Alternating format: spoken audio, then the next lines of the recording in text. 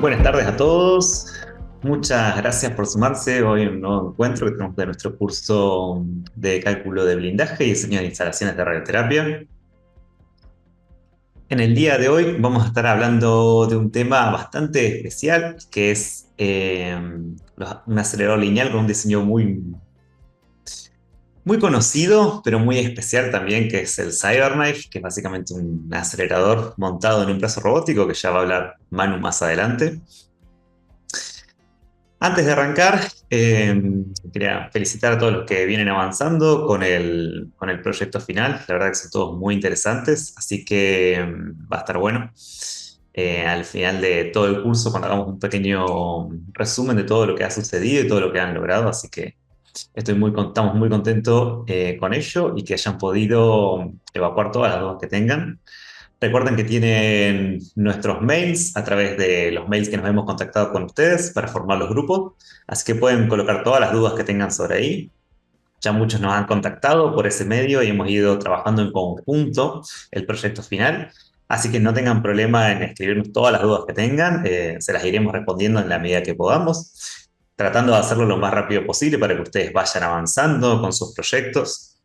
Hay preguntas que suelen aparecer bastante en común, así que no se hagan problema en preguntar lo que sea, que ninguna pregunta está de más, ya que estas instancias de este curso, ¿no? Son para trabajar un poco sobre esto y tener una oportunidad de trabajar en conjunto y dialogar entre pares sobre cuál es la mejor manera de abordar el proyecto.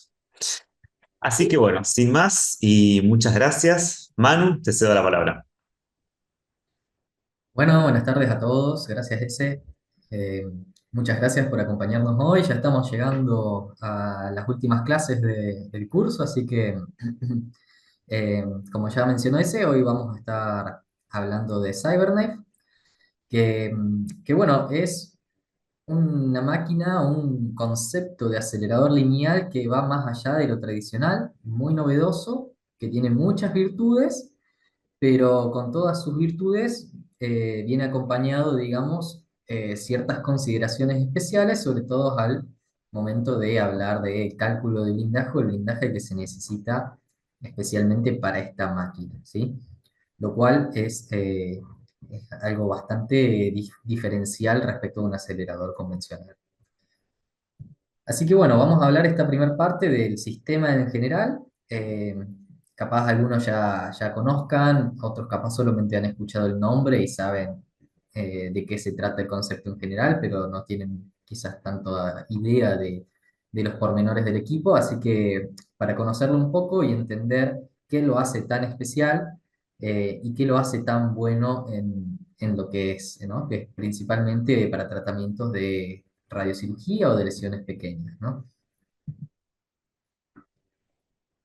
Eh, pero bueno, cuando uno escucha o habla de máquinas dedicadas a radiocirugía, hay una serie de equipos que se le vienen primero a la mente. Si uno habla de neuroradiocirugía, quizás lo primero que se le venga a la mente es el Gamma Knife. Eh, Ahora está tomando un poco de peso también en el SAPEX, que hablamos la clase anterior. Y también se habla de CyberKnife, pero CyberKnife la particularidad que tiene es que permite aplicar estos beneficios que logran los demás equipos en las planificaciones de los tratamientos de radiocirugía intracraneal y también permite extrapolarlos a lesiones que están en el cuerpo, digamos, más allá de la cavidad craneal. Así que es muy común que, bueno, que cuando hablemos de estos equipos, CyberKnife también entre en el mapa, incluso cuando estemos hablando de neuroradiocirugía, ¿no? ¿Qué lo hace distinto a estos equipos? O principalmente el CyberKnife en realidad, es que supongamos que tenemos el componente principal de un acelerador lineal, que es, bueno, el acelerador per se, lo miniaturizamos y lo ponemos en el extremo de un brazo robótico. Ese es el concepto. Eh, ¿Qué principal ventaja me da esto? Es que el brazo robótico me da mucha libertad de movimiento. básicamente en 6 dimensiones, traslacionales y rotacionales. Si a esto le sumamos que cuenta con un sistema de colimación que es robusto, que es múltiple y que tiene opciones y alternativas, hacen que este equipo haya ido evolucionando, consiguiendo mejores o manteniendo, digamos, los beneficios dosimétricos en los tratamientos de lesiones particularmente pequeñas. Pero no es un equipo nuevo como hablamos del SAP, la clase basada, por ejemplo. En realidad, el primer sistema robótico de radiocirugía surgió en el año 1987. Así que imagínense que es una tecnología que ya está implantada en el mercado hace bastante tiempo y que conforme han pasado los años ha ido evolucionando, se le han agregado distintas características, como por ejemplo Synchrony, que ya vamos a hablar, después se le incorporó un colimador multiláminas, después ya relacionadas al modo de optimización de los planificadores, eh, y bueno, y después interoperabilidad con otras marcas comerciales, como por ejemplo Elements de BrainLab. Pero en realidad el sistema es mucho más allá, o va mucho más allá que un simple acelerador miniaturizado colocado en el extremo de un brazo robótico. En realidad consta de una serie de subsistemas que justamente en conjunto hacen posible que este equipo sea tan bueno en lo que es el tratamiento de lesiones pequeñas. Entonces, como le mencioné, tenemos un sistema de múltiples colimadores que vamos a describir más adelante con opciones, digamos. Vamos a tener colimadores fijos, colimadores multiláminas, como les mencioné anteriormente. También vamos a tener un sistema de imágenes ortogonales, digamos de kilovoltaje, que van a ser imágenes planares, pero que van a permitir traquear todo el tiempo la posición o el interior del paciente y por consecuencia la posición del tumor. También encontramos en esta tecnología una cámara que se utiliza para el rastreo de los movimientos respiratorios, que es el sistema Synchrony. Y podemos encontrar una camilla robótica corrige en 5 grados de libertad, que es la camilla estándar, o podemos encontrar una opcional, que es la RoboCoach, que es básicamente otro brazo robótico como el que tiene el acelerador digamos, en donde está instalado el acelerador, pero lo vamos a tener instalado en la camilla. Entonces ahí agregamos el grado de libertad en el cual está limitada la camilla estándar. La disposición de los elementos es como la que observamos en pantalla. Vamos a tener el equipo principal, digamos, el acelerador y su brazo robótico correspondiente, la camilla. Digamos, sistema que encuentran a la derecha es la base en la cual se instalan los colimadores. La particularidad que tiene el equipo es que automáticamente, cuando se necesita hacer un cambio de colimador, por ejemplo, de pasar de un tipo de colimador al otro, eh, el brazo robótico se dirige a esta estación o esta plataforma y tiene un sistema de reconocimiento para poder automáticamente cambiar el cabezal, vendría a ser, que es el que tiene el colimador, por el que se quiera, bueno, utilizar, ¿no? Muchas veces puede ocurrir que haya tratamientos o que entre tratamientos haya que hacer un cambio de colimador, así que de tipo de colimador, así que bueno, esta es una función que tiene el equipo. Y bueno, también sirve justamente para guardar los distintos tipos de colimadores fijos. Luego tenemos el sistema de KB que está montado en el techo del acelerador, con sus respectivos paneles de kilovoltaje que están montados en el suelo. Y esta cámara que se encuentra al pie de la camilla es la cámara de rastreo respiratorio simple. El acelerador propiamente dicho es un acelerador de 6 megavoltios sin filtro aplanador que tiene una tasa de aproximadamente 1000 unidades monitoras por minuto. Para que se den una idea, es similar a lo que se ve en la foto. Pero bueno, es completamente miniaturizado, es nada que ver el tamaño que tiene una guía de aceleradora de ondas de un acelerador convencional, ¿no? Eh, y en este extremo, el extremo, digamos, distal sería, es donde se encuentra el colimador. Esta es la porción que, por ejemplo, en el caso de tener un MLC o utilizar los colimadores fijos, se debe cambiar para que uno pueda insertar el colimador que desee.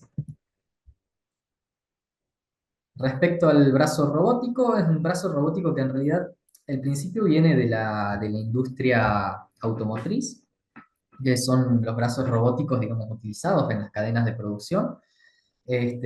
Solamente que se le dio otra finalidad, que es tener en su extremo un linac, ¿no? Eh, pero bueno, tiene varios ejes, en realidad tiene tres ejes de rotación, uno acá abajo, otro acá, y finalmente uno cerca de cabezal, y en esta parte viene montado el linac. Eh, y viene con, obviamente, un control que se conoce como Teach Pendant, en el que uno puede hacer movimientos manuales o programados del brazo robótico, por ejemplo, para hacer control de calidad y demás. Vendría a ser como el control que tenemos en los aceleradores lineales que nos permite girar el gantry. Bueno, es algo similar, un poco más complejo porque acá ya no es simplemente girar en sentido horario o antihorario, sino que tenés 6 grados de libertad para movilizar el extremo del cabezal, ¿no? Eh, pero bueno, la particularidad que tiene el hecho de tener un brazo robótico es que nos permite hacer tratamientos no coplanares sin necesidad de mover la camilla para hacer eso, ¿no? Es decir, no tenemos que hacer giros de camilla, sino que en realidad lo que estamos girando es el cabezal. Y otra particularidad es que todo este brazo robótico no gira en torno a un punto, como lo suelen hacer los gantries en los aceleradores convencionales. Entonces, entra el concepto de tratamientos no isocéntricos. Respecto a los sistemas de colimación, hoy en día, a ver, el sistema viene de base con los colimadores fijos, que básicamente tienen forma circular, con diámetros variables, son dos en total, que van desde los 5 milímetros hasta los 60 milímetros. Estos son, digamos, son colimadores físicos que uno tiene que insertar manualmente en el cabezal, son de plomo, son pesados. Y bueno, cuando uno hace un plan de tratamiento que contemple varios colimadores fijos, en el momento, el optimizador es como que programa primero la entrega de un determinado colimador y después pide el sistema el cambio de colimador, en cuyo caso el tecnólogo tiene que ingresar al búnker, quitar el colimador que está colocado, poner el nuevo, salir y continuar el tratamiento. Esto es un proceso un poco, digamos, tedioso en el sentido de que hay mucha pérdida de tiempo, podríamos decir, entre que se hace todo este proceso, ¿no? Tiempo que el paciente está ahí acostado, es tiempo de tratamiento para el paciente, ¿no? Sin embargo, hay una ventaja innegable de este tipo de colimadores, que también es por la razón por la cual muchos físicos o terapeutas lo prefieren, que, bueno, es la calidad de la penumbra que te permiten tener, ¿no? No hay ningún tipo de filtración interlámina ni ningún otro tipo de desventaja que podría tener, por ejemplo, un colimador MLC. Que cuando uno habla de lesiones milimétricas o súper pequeñas de radiocirugía, bueno, la verdad es que se obtienen buenos resultados, ¿no? Luego tenemos un colimador, estos dos colimadores que vienen son opcionales, uno puede elegir cuando adquiere el sistema si quiere incorporarlos o no. Uno de ellos es de apertura variable y el otro, bueno, justamente el colimador multiláminas. Comencemos por el de apertura variable. El colimador de apertura variable básicamente tiene, digamos, son dos bancos de 6 segmentos de tungsteno que tienen, digamos, dispuestos de una forma tal que forman un hexágono, cada banco. Pero la particularidad que tienen es que están desfasados entre sí 30 grados. Entonces dan una forma dodecaédrica final, que cuando uno lo ve virtualmente es similar a, digamos, a un círculo. Entonces, la finalidad que tiene este sistema de colimación es replicar los mismos tamaños de campo definidos para los colimadores fijos, es decir, que tenemos una máxima posibilidad de 12 tamaños distintos, pero tiene la particularidad de que ahora ya el técnico no tiene que entrar al búnker para hacer el cambio de colimador, sino que, bueno, justamente está todo motorizado y se ajusta automáticamente en cuanto sea necesario, ¿no? Eh, entonces, esto se traduce principalmente, como la ventaja principal que tiene este colimador frente a los fijos, es justamente el tiempo ahorrado en ingresar, cambiar el colimador y salir. Y luego tenemos el colimador multiláminas, que bueno, básicamente ya sabemos en qué consiste el colimador multiláminas en sí. La particularidad que tiene este sistema es que tienen un tamaño de láminas de 3,85 milímetros. Y uno diría en el isocentro, pero bueno, estamos hablando de una máquina que no tiene un isocentro definido, así que lo definimos a una distancia, digamos, fuente al eje de 80 centímetros.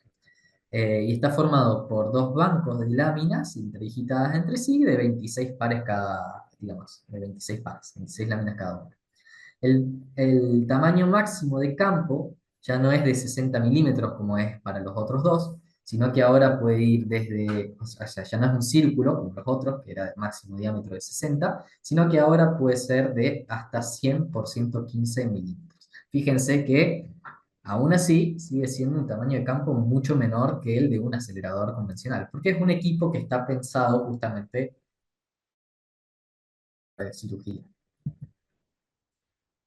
Esta es una imagen del colimador, de cómo se ve desarmado y bueno, cuando uno lo ve desde abajo, podríamos decirlo el cabezal, y tiene un sistema de detección por cámara de movimiento en tiempo real, entonces, de cada lámina, digamos, entonces, en la medida que se va aplicando el tratamiento, en la consola uno puede ver la vista justamente de esa cámara y cómo va conformando el MLC, no como una reconstrucción virtual, sino en la realidad.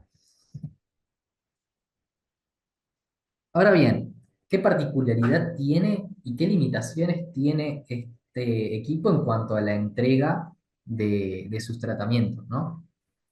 Para entender cómo es que estos equipos entregan la radiación, entra un concepto llamado nodo, nodo y camino. Básicamente son los posibles lugares donde el equipo puede direccionarse y hacer la entrega del tratamiento. Es como decirte, un nodo es como decir un punto. Entonces yo en determinado punto del espacio alrededor de la camilla puedo tener mi acelerador, pero el camino que pueda hacer el haz puede ser diverso, porque después de todo es un punto. Desde este punto el haz puede venir en esta dirección, puede ir en esta dirección, en esta otra. Entonces, de ahí es el concepto de camino o path. Básicamente, la cantidad de nodos y caminos que se utilizan depende de cada plan de tratamiento.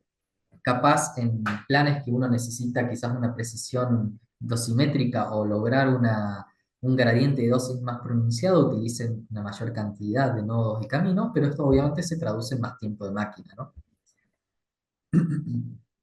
Eh, pero bueno, básicamente esa es la forma que tiene de entrega el tratamiento y hay una limitación importante que es en cuanto a la dirección en la que el equipo puede entregar la radiación, que es básicamente, si ustedes lo ven acá en la imagen, pueden ver que no hay puntos en la porción inferior de la camilla, y eso es porque, bueno, hay una limitación mecánica del brazo robótico para colocar el LINAC abajo y que apunte hacia arriba, ¿no? Eso se va a hablar más adelante también, y es algo interesante al momento de entender, digamos, qué tipo de barreras conforman nuestro búnker de Cyber.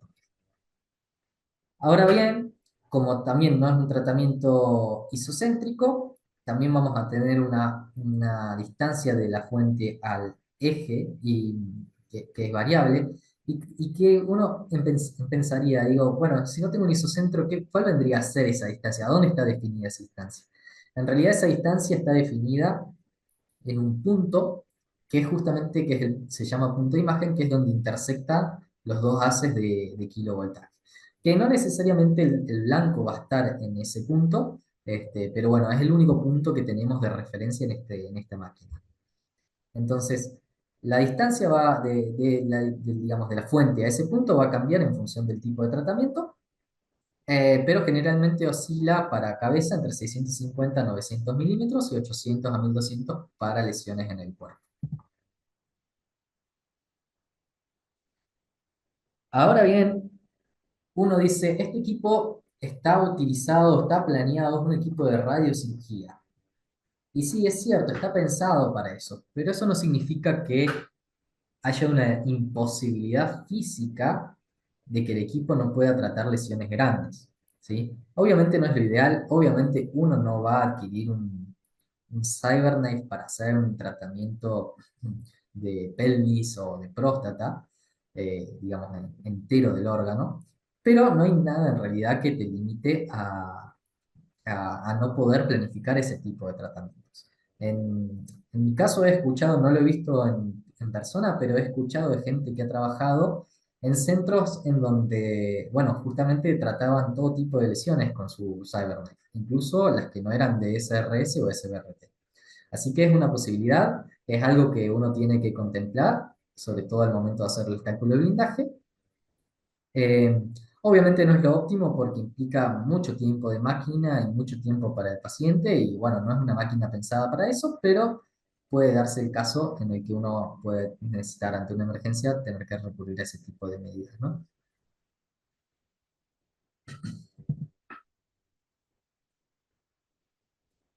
Respecto al sistema de imágenes, como les mencioné, está montado en el techo, por lo menos los tubos de rayos X, que tienen un kilovoltaje variable entre 50 kV, me parece, o hasta 100, 120, 150, más o menos, por ahí. Que bueno, básicamente es el rango de diagnóstico de rayos X, ¿no? Y en realidad, estos sistemas vienen, digamos, uno puede jugar con estos parámetros de adquisición del tubo, por ejemplo, para detectar mayor o, bueno, sí, mayor nitidez, digamos, en su imagen de posicionamiento, que luego es comparada con una imagen reconstruida digitalmente, una DRR, ¿no? Este, Así que es algo con lo que uno, es un parámetro con el que uno puede jugar, sobre todo en el día a día, para poder detectar las desviaciones en el posicionamiento y durante el tratamiento del paciente. Estos tubos de rayos X tienen una inclinación de 45 grados respecto a la horizontal, intersectan ortogonalmente en un punto que está a 92 centímetros del piso. Y este es el punto que yo les decía recién, que es el centro de imagen.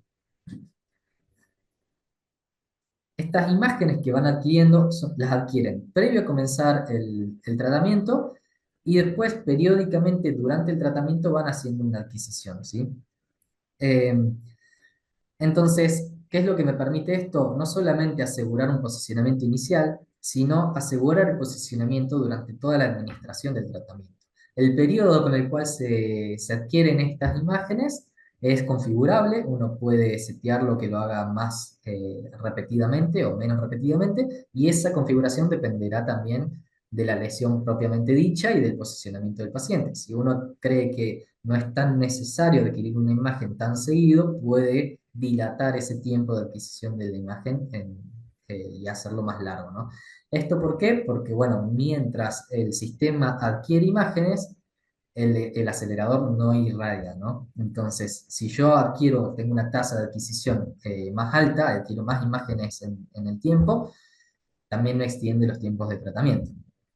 Eh, y particularmente estas imágenes que adquiere son comparadas con la DRR de planificación y las correcciones que larga el sistema se pueden aplicar de dos maneras.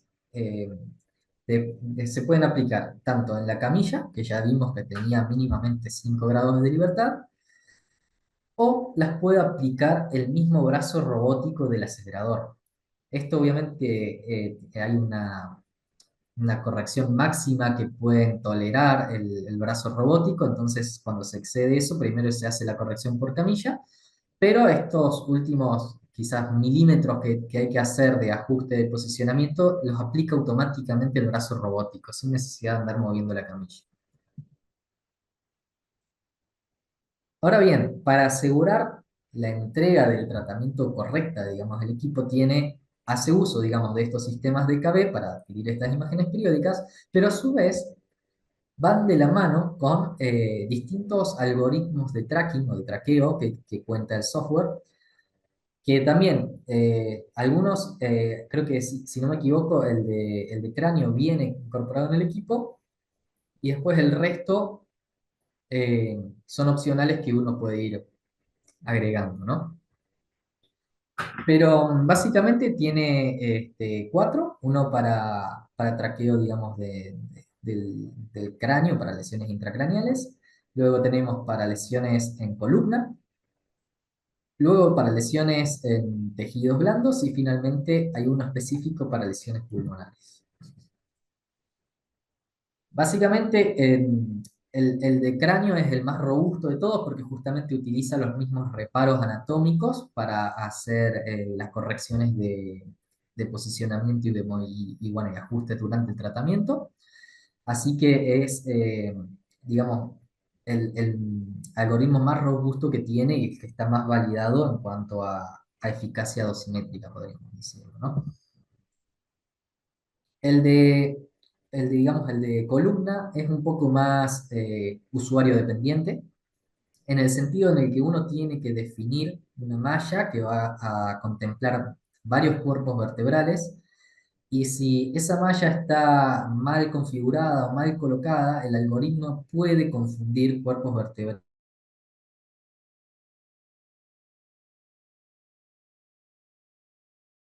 Esto tiene que ir de la mansión y un correcto uso, ¿no?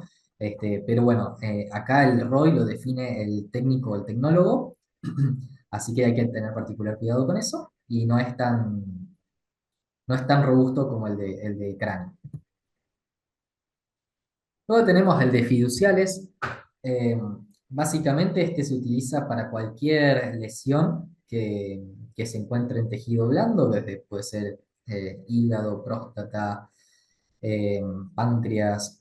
Básicamente utiliza o hace uso de fiduciales de oro, que pueden ser en forma de semilla o pueden ser esféricos, eh, para, bueno, justamente establecer las correcciones. Ahora bien, mínimamente se necesita poder rastrear tres fiduciales para poder hablar de correcciones en 6 grados de libertad, es decir, con rotaciones. Si yo tengo únicamente dos fiduciales, lo único que puedo aceptar o corregir son errores traslacionales, ¿no? Entonces, generalmente se recomienda de que se implanten más de tres, cuatro, o al menos cuatro o cinco fiduciales, y esto es por una cuestión de que hay un periodo de gracia que se tiene que esperar, digamos, entre la colocación de los fiduciales y la tomografía de planificación, y es justamente por la posibilidad de que estos fiduciales migren. ¿Qué puede pasar? Puede que un fiducial se haya movido, se haya desplazado, eh, por lo menos entre la tomografía de planificación el inicio del tratamiento, entonces no sirve ese fiducial para ser traqueado. Entonces, si yo coloco únicamente tres fiduciales, existe el riesgo de que me quede sin uno, al menos uno de ellos. Por eso que se sugiere implantar más. Obviamente, mientras más fiduciarios se tienen, más información también, ¿no? Y finalmente, el traqueo especialmente diseñado para lesiones pulmonares justamente aprovecha las diferencias en la intensidad de imagen entre el blanco, es decir, entre el tumor y el fondo, y de esta forma uno puede hacer un tracking de esta lesión sin la necesidad de implantar fiduciales en el tumor, ¿no? Eh, Ahora bien, hay una cuestión, hay una realidad que es la posición del tumor va a variar paciente a paciente y puede ocurrir que justamente esté ubicado en una determinada porción del pulmón que cuando uno lo ve desde una imagen o desde una cámara o un tubo de rayos X que está a 45 grados, puede que la columna esté en el medio y, bueno, no sea fácil de ver el tumor, por lo menos por una de las dos cámaras. Hay veces que no es fácil, no se puede ver con ninguna de las dos, en cuyo caso se debe recurrir a implantar fiduciales o bien a que siga el camino por otro equipo. No es apto para ser tratado en Cybernet si uno no puede colocar el fiducial, ¿no? Eh, pero bueno, sí, sí permite, incluso cuando es visto por uno solo de las dos fuentes de rayos X, es permitido el tracking. Así que es interesante. Y finalmente, el Synchrony Respiratory Tracking es el seguimiento respiratorio por el patrón respiratorio del paciente. Y básicamente es un sistema, es una cámara que sincroniza, que permite sincronizar de manera continua la entrega del gas con el movimiento del tumor debido justamente a los movimientos respiratorios, ¿sí? Esto no reemplaza a los distintos sistemas de tracking que les mencioné anteriormente, sino que en realidad los complementa. Obviamente con el de cráneo no, porque el cráneo no se va a estar moviendo conforme la respiración, pero sí funciona con el tracking de columna y el de fiduciales y el de pulmón también. De hecho, el sistema funciona de forma tal que primero hace un traqueo de la columna y después hace el traqueo de, por ejemplo, el pulmón.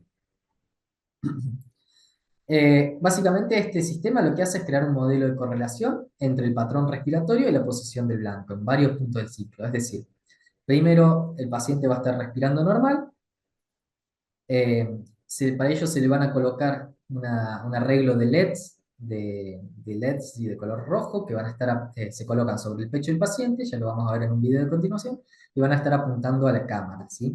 Entonces, a partir del movimiento de estos LEDs, se crea este patrón respiratorio, ¿no? A lo largo de ese patrón respiratorio, el sistema de KB adquiere una serie de imágenes tratando de representar o agarrar al menos las cuatro fases representativas del ciclo respiratorio, que son el pico, el valle y los puntos intermedios, y luego se saca una serie de imágenes en otros, digamos, puntos aleatorios, y en cada una de esas imágenes va a identificar ya sea los fiduciales o sea, por ejemplo, el tumor si se utiliza el traqueo del pulmonar. Entonces, uno simplemente lo que hace es decirle al sistema, sí, estás identificando correcto, si no lo está identificando correcto, lo corrige, se puede corregir manualmente para decirle, bueno, el tumor en realidad está acá. Entonces, a partir de eso, es que se crea un modelo de correlación y se establece, digamos, el movimiento del tumor a lo largo del ciclo respiratorio. Entonces, luego el LINAC o el brazo robótico reconstruye este movimiento y entrega la radiación aplicando este movimiento respiratorio.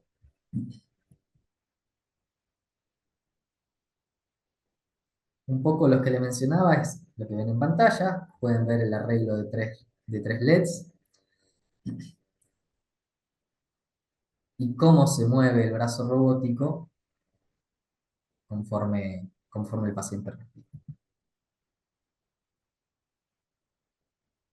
Bueno, con eso creo que he dado una introducción bastante general del sistema en sí.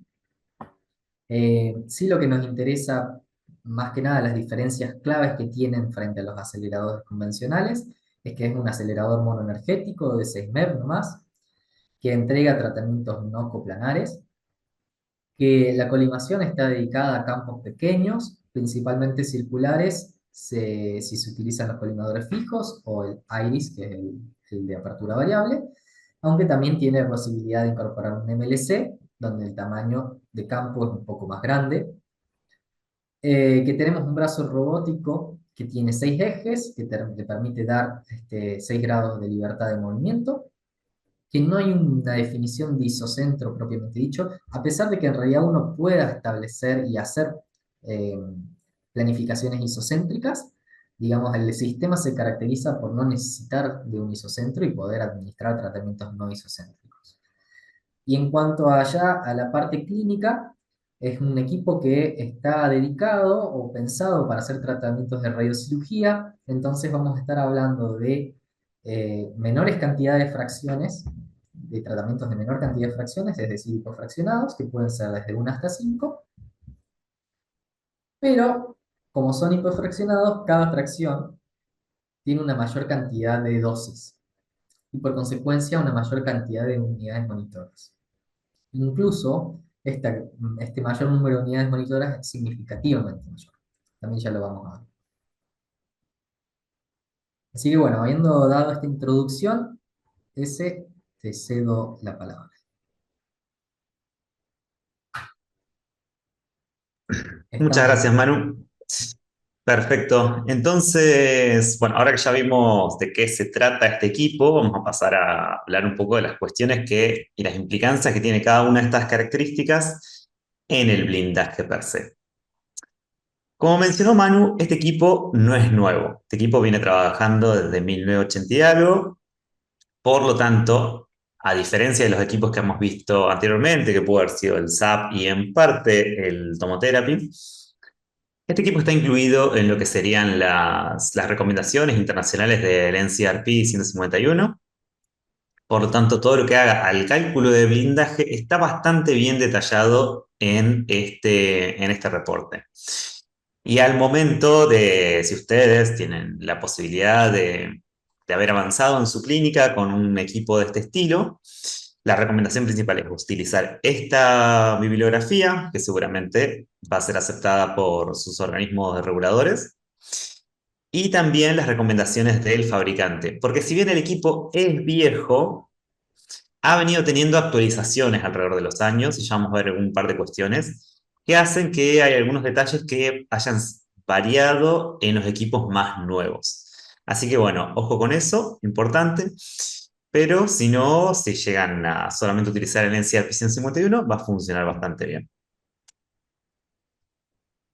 Ahora, el equipo, como vimos, tenía el módulo de colimadores que se encuentra cerca al equipo. Esto, dependiendo el lugar donde uno quiere instalarlo, se puede colocar en diferentes posiciones. Esto va a afectar un poco el camino del equipo, que termina siendo algo importante en la definición de las barreras, pero es un pormenor dependiendo de por qué lado sea la entrada, por qué lado queda más cómodo, por qué lugar vaya a transitar menos gente, qué espacios tenemos dentro de almacenaje. Es un detalle menor, pero es una configuración que uno tiene que elegir a la hora de tomar este tipo de equipos. De esa manera uno permite seleccionar la facilidad para cargar al paciente, la orientación de los módulos y preferencias del usuario. El equipo tiene requerimientos de espacio bastante grandes, si uno lo quiere, con respecto a otros aceleradores más pequeños, porque tiene muchos grados de libertad. O sea, prácticamente la sala no puede haber cosas en el medio porque el equipo se lo llevaría puesto. Si bien el equipo en su modelado interno virtual de movimientos sabe que hay lugares que hay cosas, como es la camilla, como es el módulo donde están los colimadores, todo el resto del espacio se convierte en un área de movimiento y trabajo para él. Por lo tanto, tienen que estar libres. En este sentido, y el espacio mínimo que tiene que tener la sala y recomendado por el fabricante está entre los 2,9 a 3 metros en la altura, 6,4 a 7,3 metros en el largo y 4,8 a 6,4 metros en el ancho de la sala para que uno pueda trabajar correctamente. Existe una camilla robótica opcional, como mencionó Manu, que es el RoboCoach, que te contempla un poco más de espacio porque hay que colocar un instrumento más para mover la camilla, pero con el espacio recomendado por el fabricante, esto estaría incluido, ¿no? Ahora, lo interesante de estas medidas es que obviamente nos van a hacer al blindaje porque termina siendo más paredes y al hacer un recinto interno más grande, nos obliga a tener más hormigón en las paredes, ya que las paredes laterales terminan siendo más largas. Así que esto tiene unas consecuencias en cuanto a las dimensiones que tenemos que dejar en nuestro centro para trabajar con estos equipos. El acelerador es monoenergético, es de 6 MeV, entonces las paredes no terminan siendo tan anchas. Ya vamos a ver por qué es que esto sucede, a diferencia de lo que podría ser un acelerador convencional. Típicamente nos vamos a encontrar con paredes de 1,5 metros. Obviamente esto no es un valor fijo y depende mucho del centro en el que estemos trabajando y de todos los factores que ya hemos visto que hacen a la determinación de estas barreras, ya sean cargas de trabajo, factores de ocupación, regulaciones nacionales, hay muchos factores, pero es más o menos para que tengamos un orden de magnitud. Por ejemplo, barreras primarias de otros equipos convencionales que tienen energías de 15, 18 MeV pueden llegar a los 2,5 metros, entonces hay una varianza bastante grande. Sobre todo porque de nuevo, es un equipo pensado para radiocirugía y eso hace que algunas cosas se modifiquen. Además de eso, tenemos barreras primarias, barreras secundarias, que va a ser el techo. Y ya vamos a ver un poco por qué es que solamente tomamos el techo para hacer este cálculo. Algunas consideraciones básicas antes, o limitaciones que se pueden llamar antes de empezar a hablar de estos equipos, es que, bueno, muchas veces los centros, y esto también se da en algunos de los trabajos que están realizando ustedes, se quiere reutilizar los búnker que ya están diseñados, ¿no? Estos búnker pueden ser de cobalto o pueden ser de algún acelerador más viejo que había. Lo cual obviamente es sumamente provechoso porque, bueno, ya está el hormigón ahí y ya están los espacios cedidos, no hay que hacer una obra nueva, por lo tanto es menos tiempo de obra, de parada del servicio, entre otras cosas, ¿no? Podría surgir la idea de utilizar uno de estos lugares para colocar un CyberKnife. Sin embargo, tenemos algunas cuestiones. El CyberKnife, por cómo está diseñado y pensado, puede irradiar prácticamente todas las paredes, es decir, que tiene una radiación 360. Eso hace a que las barreras primarias sean prácticamente todas las paredes laterales e inclusive el piso. Entonces, no todos los búnkeres están, prácticamente ningún búnker, salvo que haya sido otro CyberKnife, está pensado de esa manera. Generalmente las barreras primarias son como un anillo en torno a donde gira el gantry, ¿no? Eso hace que tengamos una limitación grande, tanto en lo que es el espacio, como el grosor de las paredes, como es tener una losa lo suficientemente estable para soportar la cantidad de hormigón que hay que poner para este equipo, considerando que tenemos que hacer todo el piso. Y también, y esto es algo que también es importante que consideren, sobre todo en los trabajos que están haciendo, es los accesos para instalar los equipos cuando hablamos de reutilizar una sala.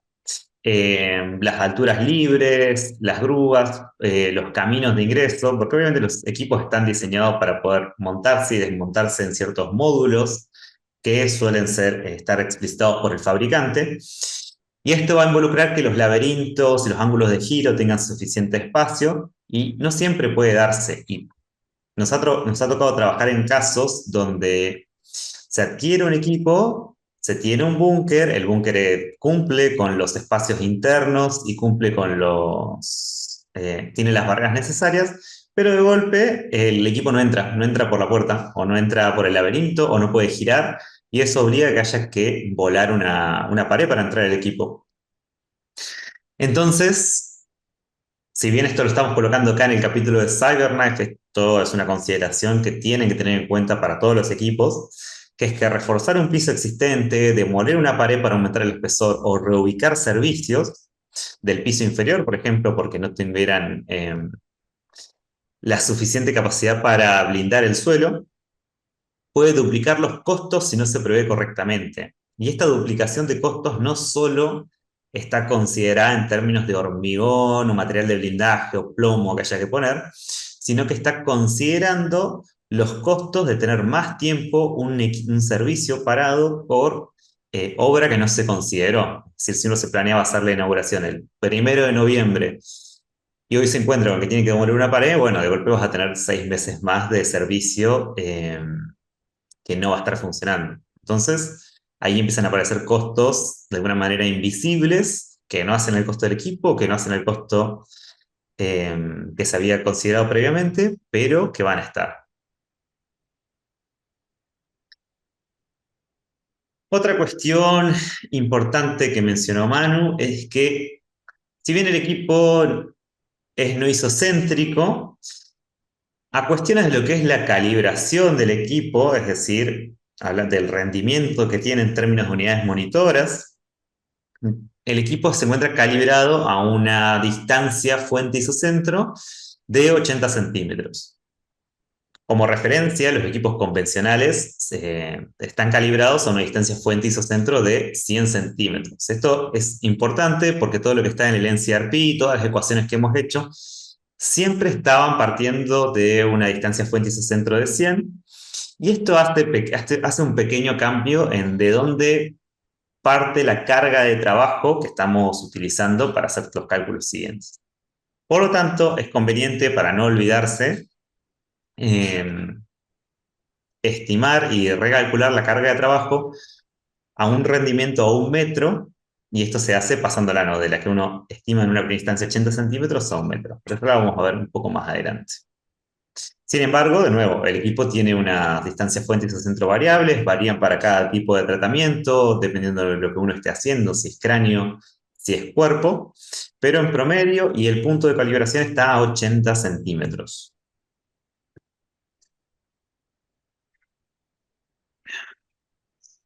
En cuanto a la carga de trabajo, dado que es un equipo dedicado a radiocirugía, en sí la cantidad de pacientes que va a tener por semana va a ser menor. O sea, no es un equipo que se planee para hacer 70 pacientes, 80 pacientes por semana, ya que es un equipo de cada tratamiento va a llevar mucho más tiempo, pero cada tratamiento puede tener una fracción, por ejemplo. Entonces, todo un paciente que quizá para un tratamiento convencional lleva 25 sesiones, 30 sesiones, este equipo utiliza fraccionamientos que son de 1 a 5 fracciones, lo cual eleva muchísimo las dosis. Por lo tanto, cada tratamiento tiene más dosis y tiene más unidades monitoras. Esto es algo que tenemos que considerar y nos va a afectar en la carga de trabajo que estamos utilizando para el diseño de blindaje. En general, como les había mencionado antes, la carga de trabajo la definimos en SAD.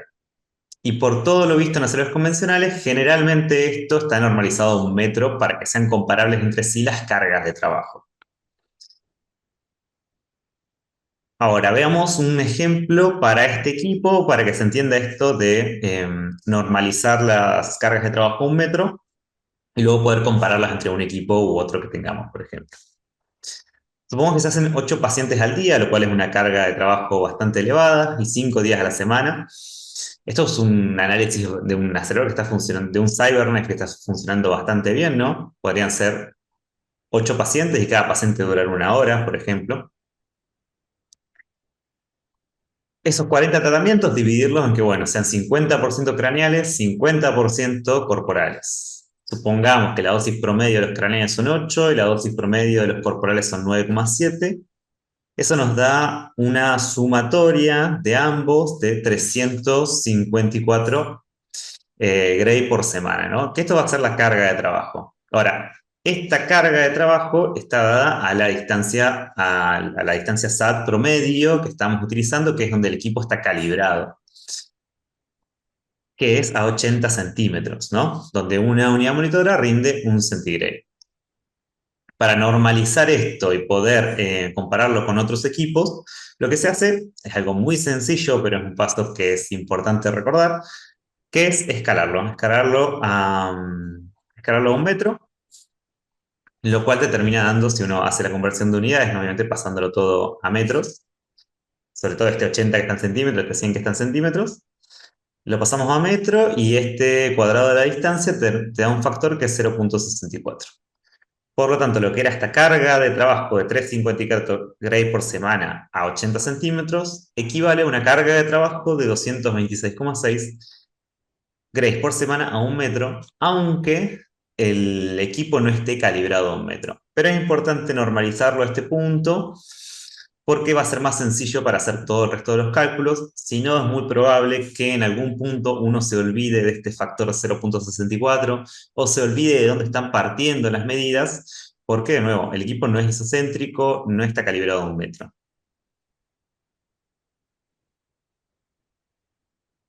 Lo complejo con este equipo, y en realidad se dan la mayoría de equipos, ¿no? Pero en este equipo que es de radiocirugía, sobre todo si es un nuevo equipo, si es un nuevo centro de radiocirugía, si es la primera vez que se quiere enfrentar a un desafío de esta manera, es cómo suponer cosas a la hora de hacer el diseño, sobre todo a la hora de modelar qué es lo que uno va a hacer en términos clínicos.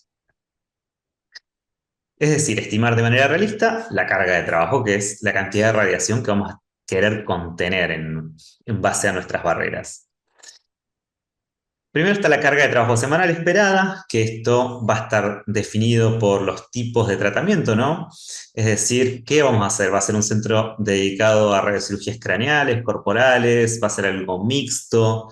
¿Qué incidencias tenemos en nuestra región? El número de fracciones, que esto nos va a afectar a las unidades monitoras por semana, los sectores vecinos y sobre todo esta flexibilidad que tiene el as robótico, ¿no? Que va a hacer que muchas de las barreras se irradian de manera primaria. Acá un consejo para todos los aceleradores y sobre todo por los trabajos que ustedes están haciendo, que es que en instalaciones reales siempre consideren que los tratamientos evolucionan con el tiempo.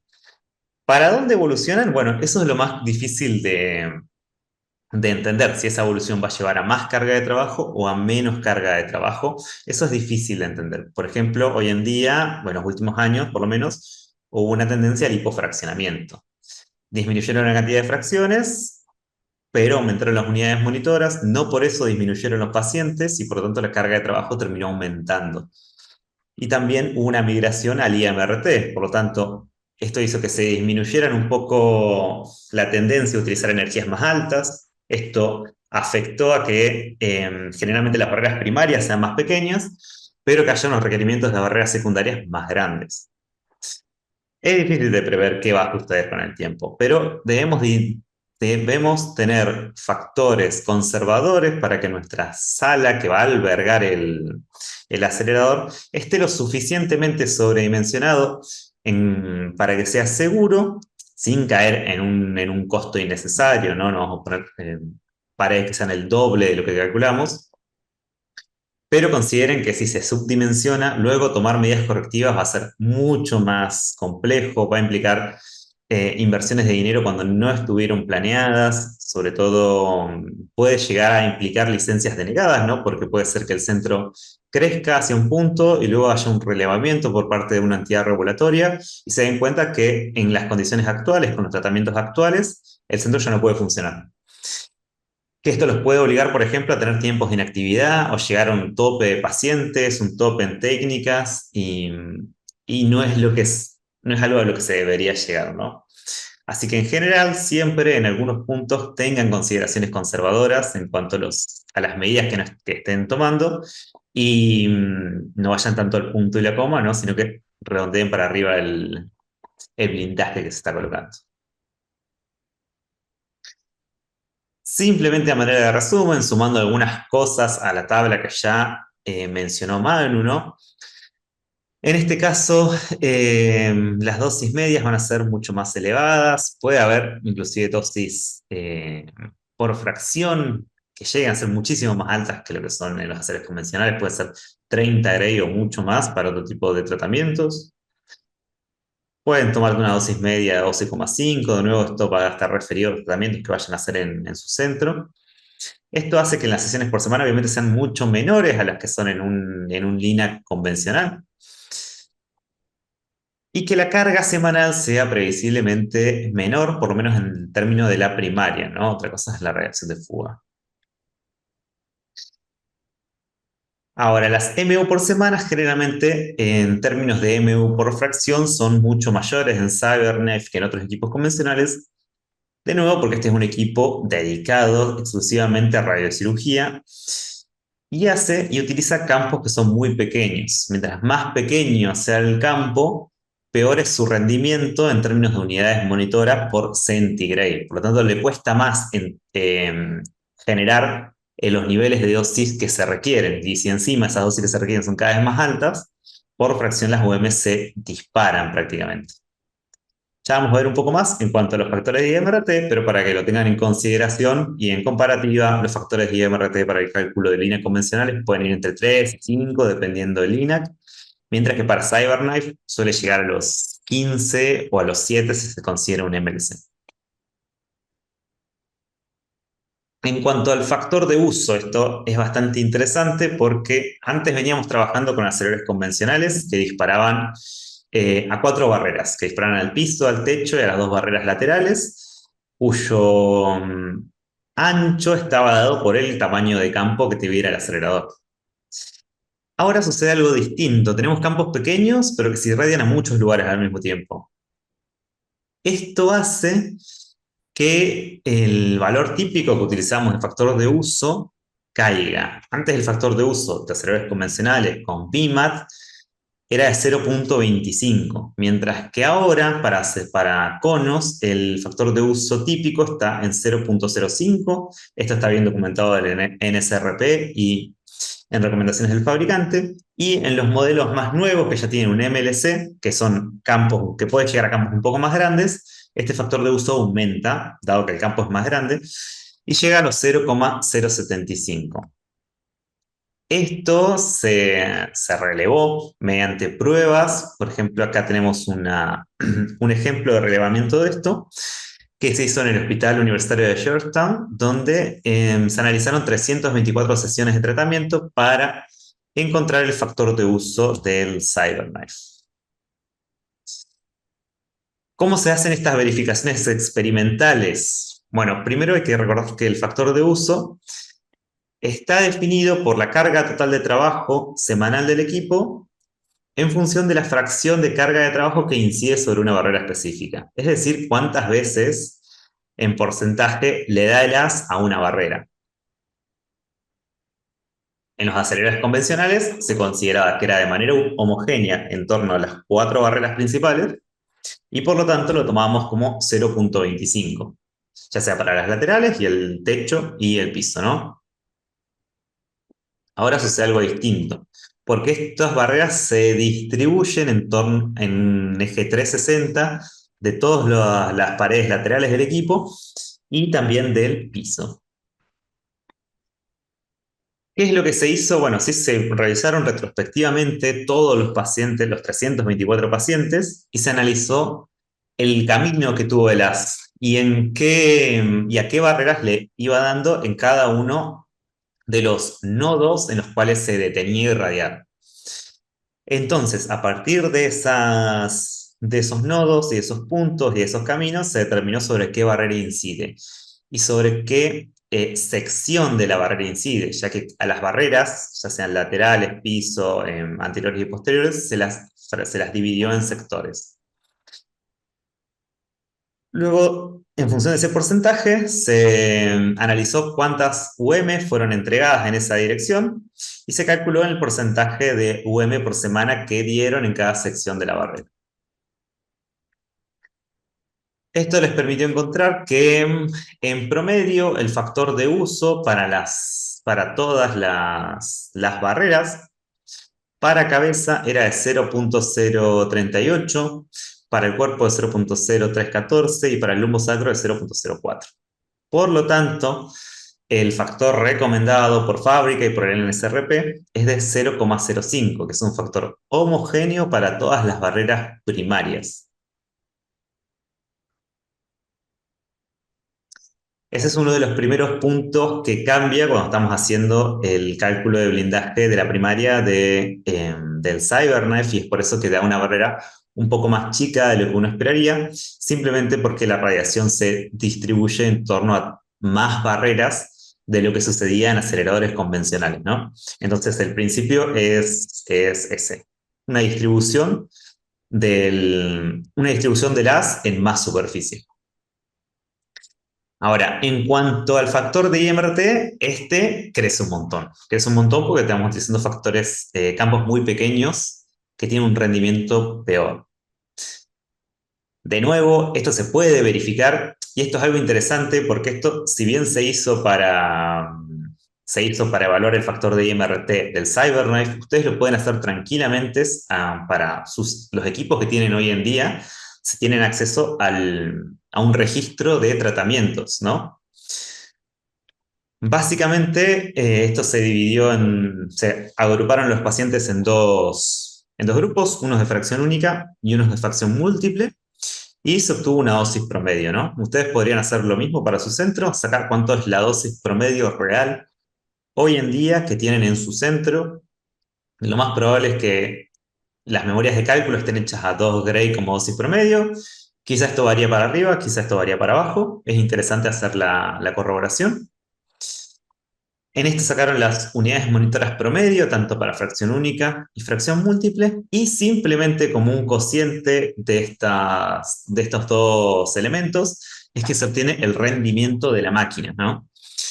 Llegando a un factor de rendimiento o un factor de IMRT de 9 para fracción única y de 16 para fracciones múltiples. Por lo tanto, de acá es que sale la conclusión de que para este equipo y para este momento del análisis que solo existían los colimadores fijos, el rendimiento del factor de IMRT va a estar en 15 y es lo que recomienda el NSRP y lo que recomienda el fabricante. Posteriormente a esto, y hace pocos años es que salió el MLC, y el fabricante se tomó el trabajo de hacer un recálculo muy similar a esto de pacientes, ahora replanificándolos con MLC y evaluar este rendimiento. Y en función de eso es que termina recomendando que el factor de IMRT para el MLC sea de 7, ¿no? Pero esto es interesante porque ustedes podrían hacer esto para los equipos que tengan actualmente. Es decir, ver realmente hoy en día cuánto es el factor de IMRT de los equipos que ustedes están utilizando, ya que ya llevan años trabajando en radioterapia y lo más probable es que tengan acceso a esta información, que es básicamente para todos los pacientes que hicieron en un año, sacar la dosis promedio, sacar las unidades monitoras promedio y resolver esta división. Esto tiene implicancias, obviamente, principalmente en las barreras secundarias, ¿no? Que para el caso de CyberKnife va a ser la puerta y el techo.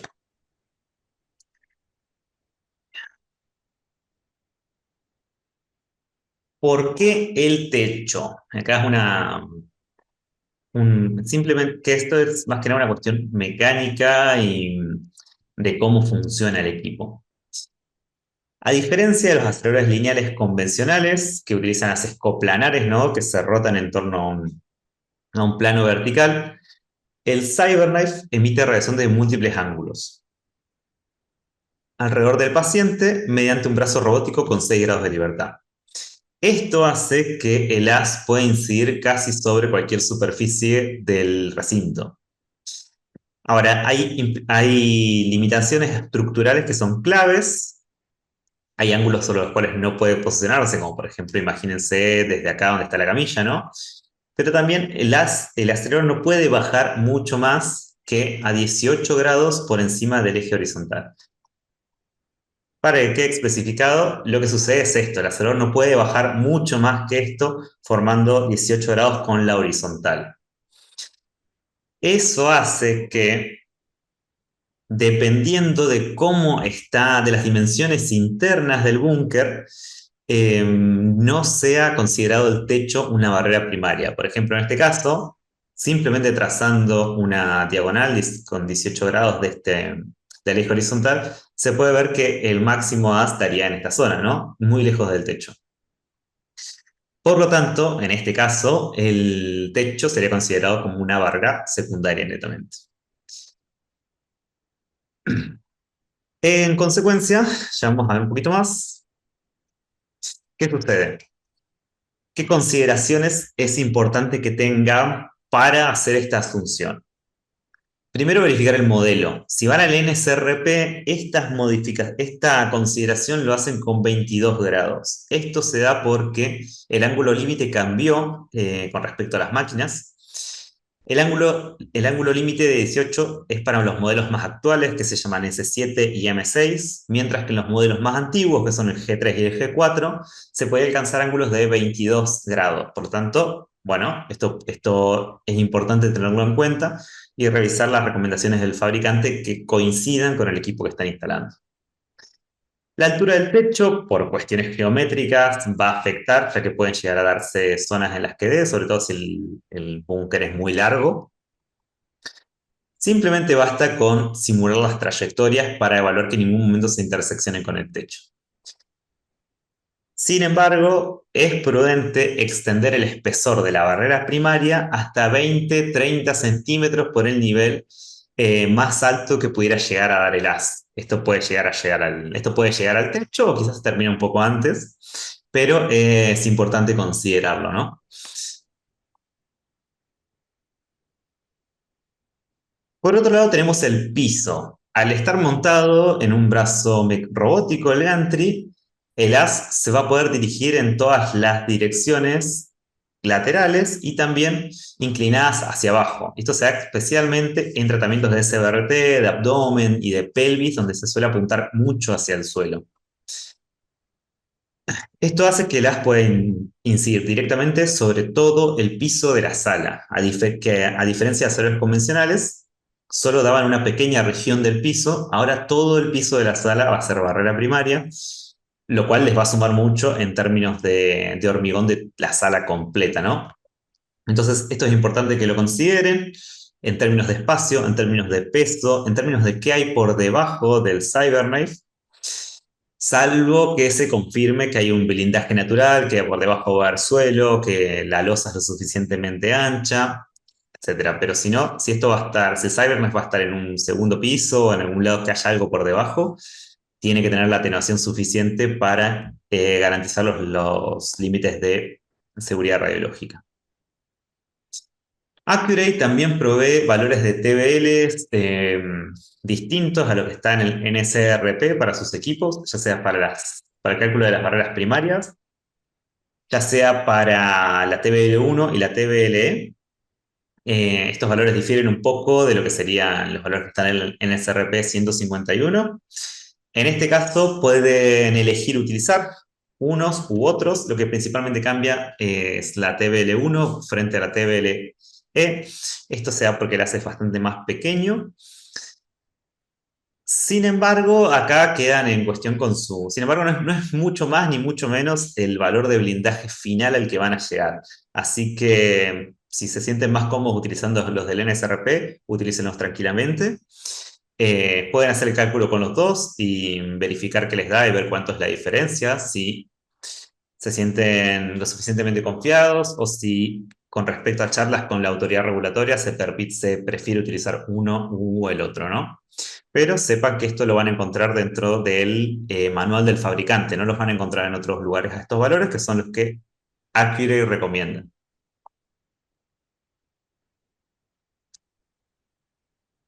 Repasando, y para que ya vean una imagen de cómo se ve un búnker típico del Cyberknife, como ven, todas las paredes laterales tienen un espesor constante, a diferencia de lo que veíamos en un equipo convencional, donde teníamos una pequeña zona de barrera primaria y luego la barrera secundaria era más plana, más finita. Ahora todo el recinto tiene un espesor constante, que es el espesor de la barrera primaria. Si pudiéramos ver otro corte donde se viera el piso, veríamos que el piso también tiene este espesor.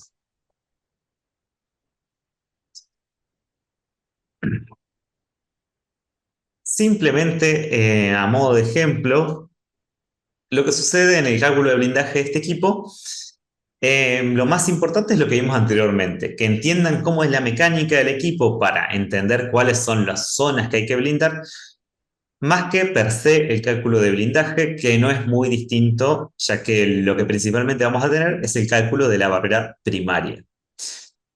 Siempre recordando que debemos hacer esta pequeña conversión de pasar la carga de trabajo a un metro, ¿no? Entonces supongamos que vamos a tratar 8 pacientes al día con una dosis media de 12,5 Gray por paciente. La carga de trabajo para una semana de 5 días va a ser 500 Gray por semana, que es el 8 por 5 por 12,5.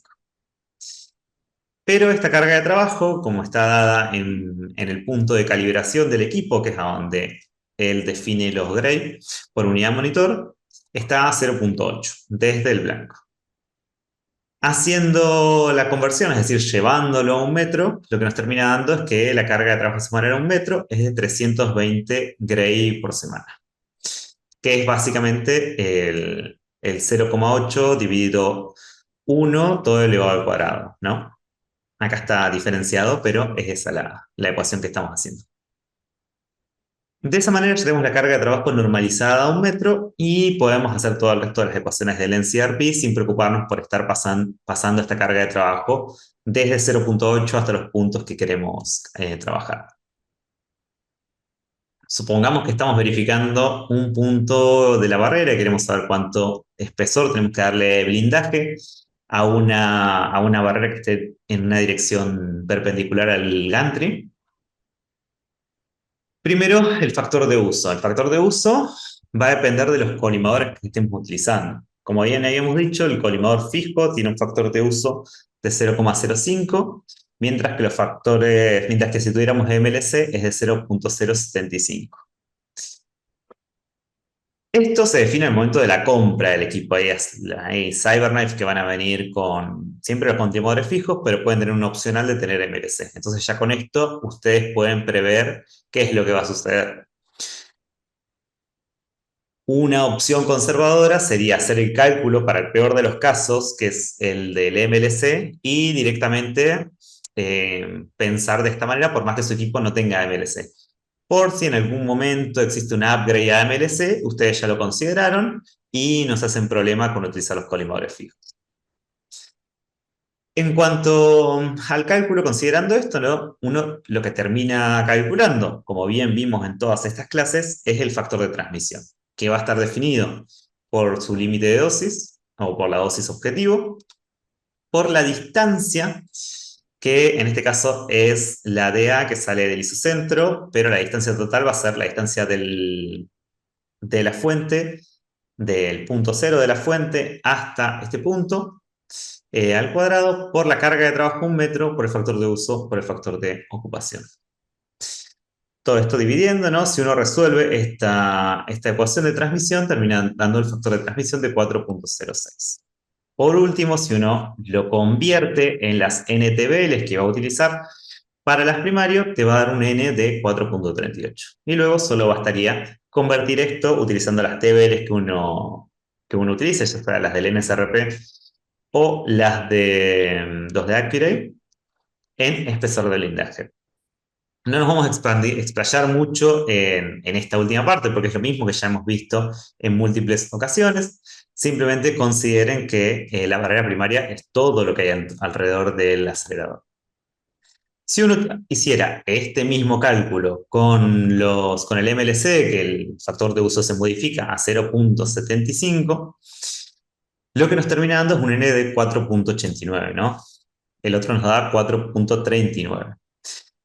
La variación no es mucha, pero sí te va a modificar el espesor de blindaje y, por lo tanto, de manera conservadora, uno podría decir que va a utilizar el del MLC, aunque no lo tenga, para anticiparse a posibles upgrades del equipo, ya que el MLC es bastante útil para tratar sobre todo lesiones que sean un poco más grandes, que suelen aparecer en las SBRT, por ejemplo. Así que es una buena decisión hoy en día, ya que el MLC no lleva muchos años en el mercado, así que lo más probable es que en Cyberknife viejos no haya sido considerado, pero en los más nuevos está bueno ya empezar a utilizarlo de esta manera.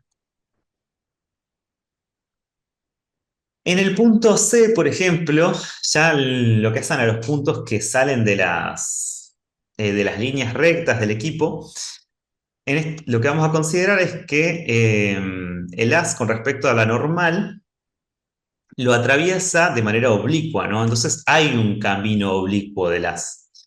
Y esto va a hacer modificaciones en el espesor, ya que el camino ya no va a ser recto, ¿no? De igual manera se puede considerar todo con el mismo espesor, simplemente para ser conservador, por más que el as no lo vaya a atravesar de manera oblicua. En este caso, se hizo el cálculo de la barrera primaria, tomando esta distancia, que es esta distancia oblicua de 8,9, más la distancia, ¿no?, de 0,8, que es lo que te da a isocentro para el cálculo de la primaria. En este caso, el acelerador estaría irradiando desde esta zona de manera directa a este punto C, ¿no? De nuevo, la misma ecuación que uno toma como el as para sacar el factor de transmisión, y lo que te termina dando es las NTBLs que puedes convertir a espesor. Este espesor sería un espesor oblicuo en este caso, porque el as primario de manera directa daría atravesando estas dos barreras. Por lo tanto, uno podría decir que en esta zona el espesor de hormigón podría llegar a ser menor. De nuevo, a manera conservadora se recomienda que el espesor se mantenga utilizando el peor de los casos posibles, que es siempre que el acelerador irradia a la menor distancia posible a esta región, ¿no? Finalmente, supongamos que calculamos al punto D. En el punto D va a pasar dos cuestiones. Ahí tenemos la puerta, ¿no? Tenemos que calcular dos barreras. Uno es la barrera primaria, que va a frenar el haz, porque en algún punto el haz va a apuntar directamente hacia la puerta. Este haz lo va a hacer lo va a irradiar de manera perpendicular, y tenemos que hacer el cálculo de esto como si fuera una barrera primaria, para asegurar que en este punto, solo considerando la primaria, el límite de dosis es lo suficientemente pequeño eh, para que alguien esté en esta zona, ¿no? En este caso se utiliza como una estación de control y el límite se lo toman 20 milisieverts por semana. Pero esta barrera se calcula como una barrera primaria, ¿no? Porque recordamos, todo alrededor del acelerador es una barrera primaria, todo debe ser considerado de la misma manera. Luego, aparte de eso, hay que considerar el cálculo de la barrera de la radiación secundaria en este punto, pero ese cálculo de la barrera secundaria se hace de igual manera a lo que los hemos visto anteriormente, simplemente con la consideración de que se eliminan los puntos que hacen a la dispersa por el paciente. Pero ya vamos a ver un poquito más de eso. Supongamos que queremos calcular en el punto D cuánto es el factor de transmisión debido a la primaria. Se toma esa distancia de 8,8 metros, que sería esta distancia de 8 metros a este punto, más los 0,8, que es a lo que da al centro del equipo, a la distancia fuente isocentro que tiene el equipo, y terminamos obteniendo el factor de transmisión en función de los parámetros de diseño que uno está utilizando. Estamos terminando el factor n y es lo que nos va a dar el espesor de la barrera. Ese espesor de la barrera, obviamente, es el espesor que vamos a colocar, que en el peor de los casos, sabemos que esta barrera va a dar de manera oblicua en este punto, así que tenemos que considerar que este espesor oblicuo va a ser más grande realmente que el espesor que le estamos dando a la barrera. Así que quedamos seguros de que la barrera va a estar rindiendo bien.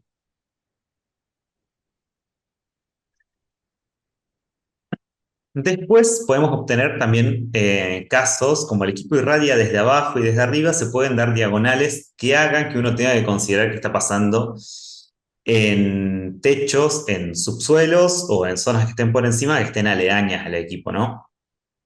Por ejemplo, en este caso, si consideramos este equipo, podemos tener un punto B que no esté en el plano del equipo porque el equipo es subterráneo, pero sí que esté en la superficie, ya que este es un primer subsuelo, supongamos. Por lo tanto, tenemos que considerar estas distancias para el cálculo de los espesores, determinadas por el ángulo máximo que tenga el equipo, que en este caso es 18 grados, y evaluar el camino que tiene que hacer el haz para salir del recinto y llegar a la superficie, ¿no?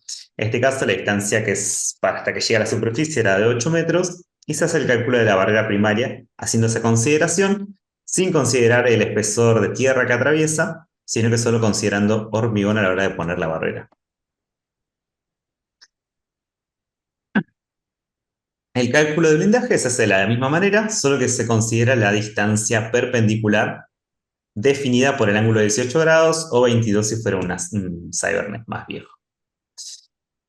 Para la barrera secundaria en cada uno de los puntos tenemos que considerar principalmente la fuga, de que va a depender si tenemos un colimador fijo o otro tipo de colimador, pero se recomienda usar el peor de los casos, que es tomando un factor de IMRT de 15, que es cuando tenemos los colimadores fijos.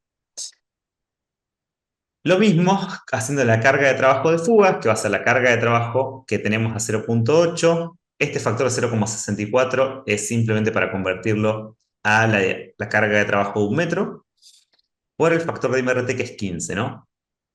Y eso nos termina dando la carga de trabajo de fuga.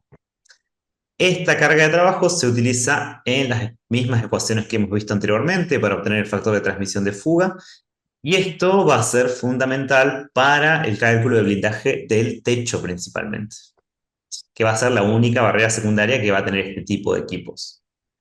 Con la dispersa pasa algo particular, que es que no es predominante en el cálculo de blindaje. Esto sea porque los campos son muy chicos, un campo chico genera poca dispersión dentro del paciente, Los colimadores son de 5 milímetros y los colimadores de MLC son de 9,75 por 11 en el caso de los más grandes, ¿no? Y esto reduce el flujo y el ángulo de fotones dispersos en el paciente.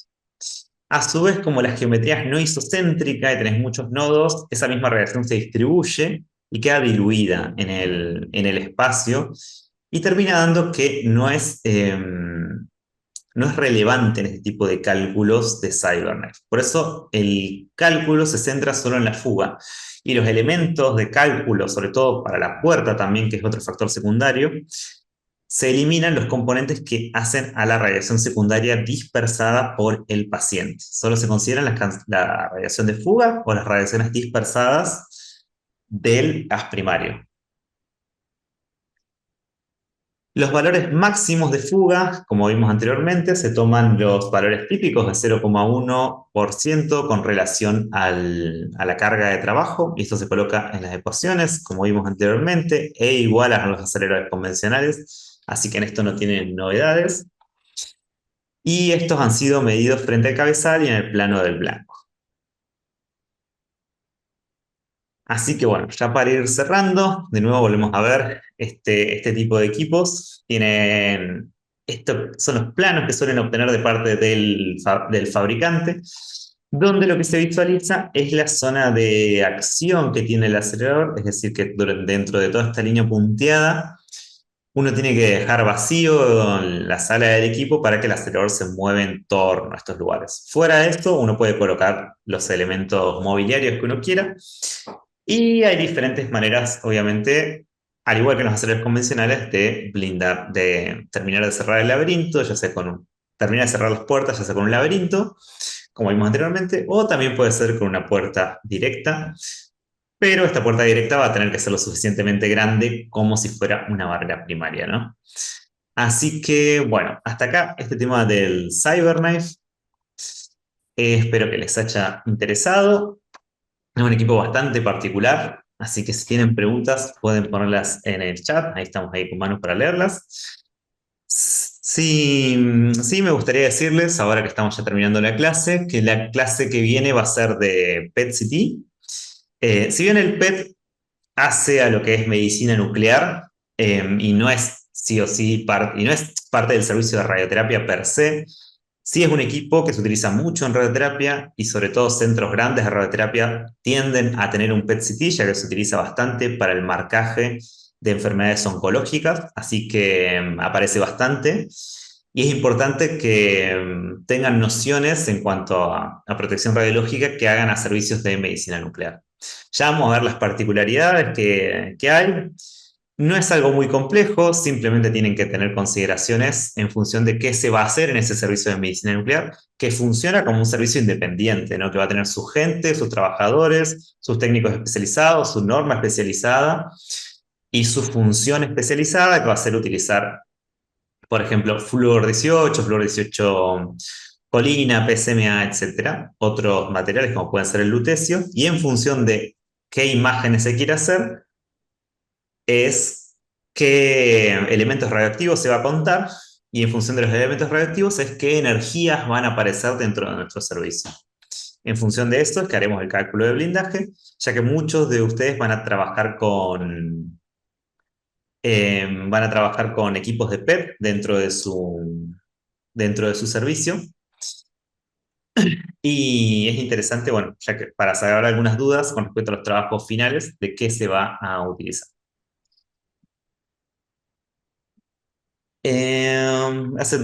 Voy a leer unas preguntas que están en el chat.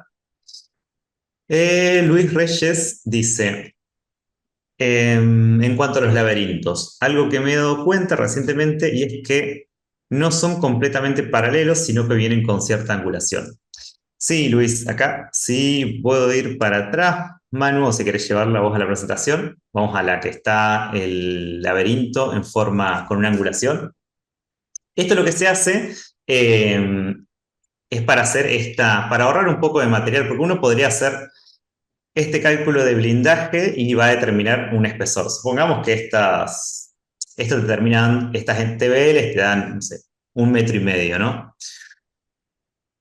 Uno podría tomar ese 1,5 metros en toda esta barrera y, y sería bastante exigente, ¿no? Pero uno también podría ahorrarse bastante hormigón haciendo una compensación entre el material de hormigón que va colocando de esta manera y el material de hormigón que va colocando en esta barrera. De esa manera, mientras una barrera se hace más fina, la otra barrera se hace más ancha. Para eso hay que tener consideraciones con el arquitecto para ver si se pueden generar esas distribuciones. Y también es bastante útil porque esto nos va a permitir, por ejemplo, colocar lo que serían los ductos que van a entrar sobre esta zona, sobre todo lo que hacen ductos de aire, pasacables, etcétera, sobre zonas que sean más anchas y generar esta pequeña inclinación en la entrada del laberinto que va a ayudar a que ingresen los equipos, sobre todo si no se tiene un ángulo de giro muy pronunciado para que terminen de entrar los equipos. Pero en general, un punto grande de hacer esto es ahorrar hormigón, compensando de un lado y del otro. Si no, lo que puede llegar lo que aparece en muchos lugares en general es que esta barrera se continúa con todo el espesor que tenía esta barrera y esta barrera se continúa con todo el espesor que se calculó. Esto es un sobredimensionamiento del blindaje y se puede generar un laberinto más ancho. Recuerden que un laberinto más ancho te va a permitir una puerta más fina porque de acuerdo a la sección que tengas de laberinto, es que la puerta se va a dimensionar. Entonces, si yo tengo una sección de entrada del laberinto más grande, producto a que generé, ahorré hormigón en esta zona, y hice más ancho mi laberinto, y posiblemente, si puedo, lo hago más largo, voy a terminar teniendo una barrera en la puerta que sea más barata. Siempre respetando los espesores mínimos de blindaje que tengo que tener a la hora de frenar el haz primario, que en este caso atraviesa toda esta zona. Así que es algo interesante permitirse ahorrar hormigón en esta parte. En esta parte, respetar los espesores totales del haz primario y generar secciones más grandes en el laberinto. Si logran hacer eso, lo que les va a terminar dando es una puerta más barata. Generalmente estas puertas, para el caso de CyberKnife, son recomendadas de 2 milímetros de plomo, simplemente. Obviamente no tiene una dosis, no tiene una energía tan alta para generar neutrones, así que simplemente van a tener la dispersada del primario en las diferentes paredes y el primario que atraviesa esta zona y es dispersada.